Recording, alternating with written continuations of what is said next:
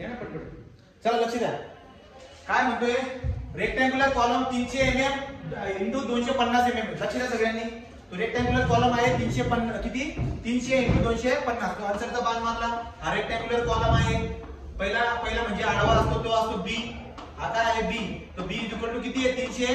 mm right D किती आहे D तुम्हाला दिला आहे डी इक्वल टू किती आहे 250 mm ओके तो 250 mm पुढे जाऊया आणि subject to the compressive load 160 kilonewton load आहे तो हा कॉलम आहे ना हा कॉलम आहे याच्यावरती लोड लागतोय कितीचा आहे तो 160 चा पण कुठे लागतोय ऍट अँड इसेंट्रिसिटी म्हणजे ऍक्सिसला सोडून कुठेतरी इकडे लागतोय 160 किलो न्यूटनचा लोड आहे तो ओके आणि कुठे किती बरं इसेंट्रिसिटी दिली आहे 45 म्हणजे ही इसेंट्रिसिटी किती आहे 45 eccentricity equal to 45 mm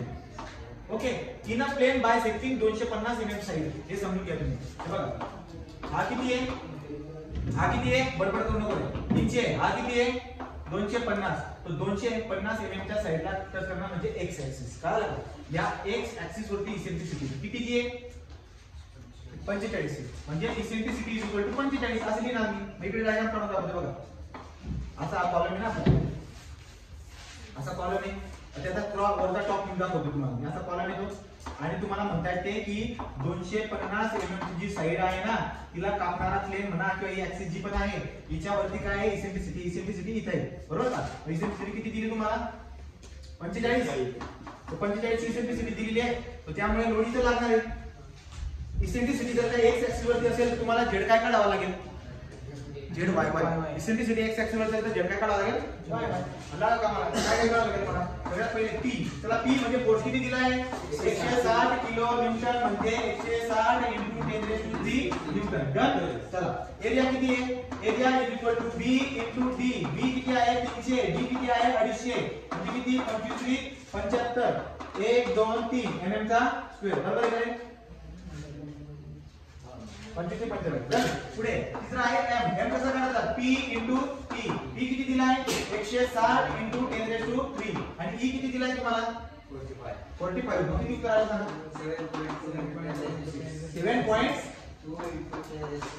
7.2 Newton into mm पुढे चला आता आहे z कोणता काढणार मी z y का बरं कारण की इसेंट्रिसिटी x ऍक्सिस होती z y कसा काढतात y म्हणतायत ना y कोणाला कापतोय हा y बघा y ऍक्सिस कोणाला कापते रे b ला आणि फॉर्म्युला काय ज्याला कापतो त्याचा आपण स्क्वेअर किंवा क्यूब देतो म्हणजे काय होतं माहिती का जर b ला तो कापतोय तुम्ही काय करणार db² / 6 d म्हणजे 250 ज्याला कापतोय त्याचा स्क्वेअर घेणार आहे म्हणजे 300 तो 300 चा स्क्वेअर डिवाइड बाय 6 किती येणार 3.75 * 10⁶ mm चा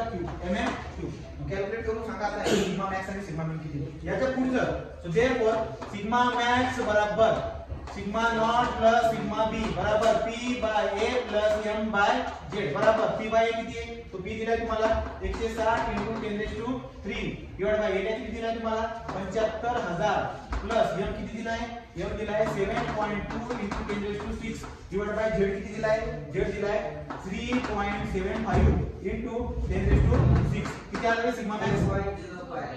0.0 हां 4.0 न्यूटन पर mm चा स्क्वेअर आता सिग्मा मिनिमम काढू द्या आताला सिग्मा मॅक्स तुम्ही काय काढून द्या मला सिग्मा मिनिमम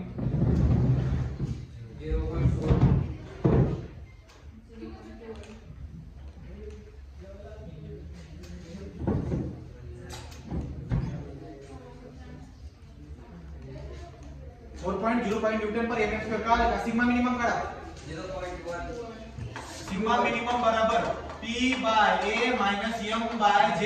तुम्ही सगळे व्हॅल्यू टाका p किती आहे 160 * 10⁵ एरिया किती आहे 75 ना 75000 मायनस m किती आहे 7.2 * 10⁶ z किती आहे 3.75 * 10⁶ किती बोलले रे 0.21 क्वालिटी उत्तर आहे का तो क्वालिटी उत्तर आहे हे झालं तुमचं सिग्मा मिनिमम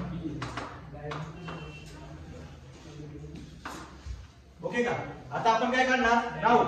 आता मी माझ्याकडे सिग्मा मॅक्स आलाय सिग्मा मिन आलेला आहे आता आपल्याकडे जागेचा बंदोबस्त करावा लागेल तो जागा इथे भेटली ठीक आहे आता आपण काय करणार मला फाइंड आउट करणे आता झाले ना उत्तर बॉक्स करून घ्या नीट न्यूटन पर mm² युनिट दे आता डायग्राम काढा हे बघा अशी डायग्राम होती हे किती आहे रे 300 mm, हे किती आहे रे 250 mm. ठीक आहे 250 mm 300 mm डन. आणि तुम्हाला कळालं काय की एक्स ऍक्सिस वरती इसेंट्रिसिटी इथे लागते. मग सिग्मा मॅक्स कुठे असणार इकडच्या बाजूला. किती आहे सिग्मा मॅक्स 4.05 आणि सिग्मा मिनिमम किती आहे 0.2 आणि पॉझिटिव्ह आहे ना म्हणजे इकडच्या बाजूला पण तो कमी असेल 0. तो काय असेल कमी असेल असं समजलं का. 4.05 न्यूटन पर mm चा अशा पद्धतीने त्याची डायग्राम बनवून जाईल.